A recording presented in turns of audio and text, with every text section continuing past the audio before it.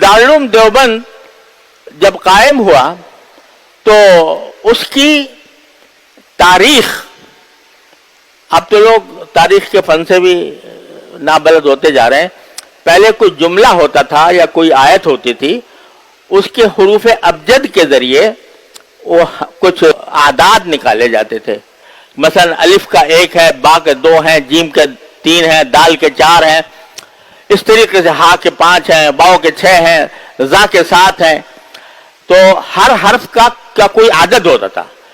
جب وہ حرف آپس میں ملا کر کوئی جملہ بنا لیا گیا تو اس سے ایک مجموعی جو عدد بنتا تھا وہ اس کی تاریخ ہوتا تھا. یہ پہلے بہت رواج تھا، اب اس کے جاننے والے بہت کم رہ گئے. تو جب دارالعلوم دیوبند قائم ہوا تو دارالعلوم دیوبند کی جو تاریخ نکالی گئی وہ فارسی جملے میں تھی. فارسی جملہ یہ تھا کہ در مدرسہ خانقاہ دیدیم، در مدرسہ خانقاہ دیدیم، یعنی مدرسے میں ہم نے خانقاہ دیکھی. یہ تاریخ ہے دارالعلوم دیوبند کے قیام کی. کیا مطلب ہے اس کا؟ کیا یہ مدرسہ بھی ہے، یعنی یہاں پر علوم پڑھائے بھی جاتے ہیں، اور ساتھ ساتھ یہ خانقاہ بھی ہے جس میں لوگوں کے باطن کی تربیت کی جاتی. میرے دادا حضرت مولانا محمد یاسین صاحب رحمۃ اللہ علیہ، اللہ تعالیٰ ان کے درجات بلند فرمائے، وہ حضرت حکیم الامت مولانا اشرف علی صاحب تھانوی رحمۃ اللہ علیہ کے ہم سبق تھے. ایک ساتھ پڑھا ہو ہمارے دادا نے اور حضرت مولانا حکیم الامت مولانا اشرف علی صاحب تھانوی نے ایک ہی جماعت میں پڑھا ہے.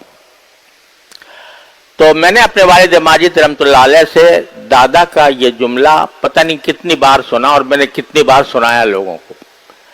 وہ فرمایا کرتے تھے کہ ہم نے دارالعلوم دیوبند کا وہ زمانہ دیکھا ہے جب اس کے شیخ الحدیث اور محتمم سے لے کر چپراسی اور دربان تک ہر شخص صاحب نسبت ولی اللہ تھا. دربان دروازے کے اوپر چوکیداری کر رہا ہے اور اس کے زبان پر ذکر جاری ہے اللہ تبارک و تعالیٰ کا. تو یہ چونکہ ہمارے حضرات اکابر نے دارالعلوم دیوبند میں فضا ایسی بنائی تھی کہ صرف حروف و نقوش کا علم نہیں کہ بھئی ہم نے عربی اچھی ہم نے سمجھ میں آ گئی، صرف و نحو اچھی آ گئی، فقہ کی کتابیں پڑھ لی، حدیث کی کتابیں پڑھ لی، بس نہیں، بلکہ وہاں پر ماحول تربیت کا تھا. اور تربیت کا ایسا تھا کہ ہر استاد اپنی ذات میں ایک مرشد تھا، اپنے عمل سے وہ لوگوں کو سکھاتا تھا، تربیت دیتا تھا.